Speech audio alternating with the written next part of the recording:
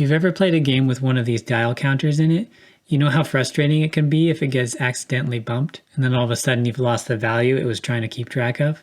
So for today's project, we're going to make our own way over designed version with dials that pop into position so they can't be easily bumped.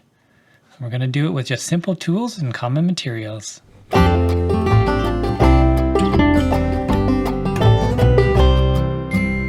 So to make one of these, start by printing out the pattern that I provided in the link below. Using a glue stick or spray glue if you have it, glue the template onto a piece of cereal box cardboard or something of similar weight.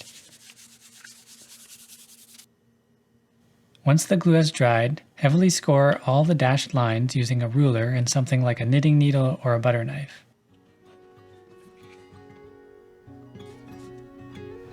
Then cut out all the shapes along the solid lines using a sharp knife or scissors.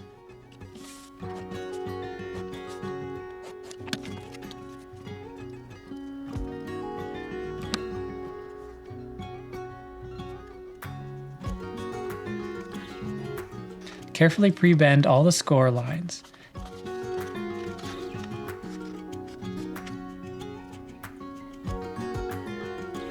It's important that the cones are pre-bent or else the snapping feature won't work well. To assemble the pieces, start by gluing together the cone shapes. You can use a very thin bead of hot glue, or if you use white glue, I'd recommend peeling off the printed layer of the cereal box cardboard before applying the glue, otherwise the glue won't set well. Once the cones are complete, glue the smaller ones in place on the base piece, but make sure you match the cone letters. If they don't match correctly, the dials won't work well. Then glue the number rings in place on top of the tabs of the two remaining cones. Make sure the black ring goes on the cone labeled B2. Position these two dials in place on top of the base cones with the matching letters. Now we can see how this snap mechanism is going to work. As the dial is turned, the faces of the cone slide past each other, and that forces the dial upward slightly, and then it pops back down into place in the next increment. Next, position the faceplate on top. Fold the 4 large flaps around to the back of the counter and glue in place. Then trim off the corners of the faceplate if you'd like. Take 2 plastic bottle caps and paint or decorate them to become the control knobs.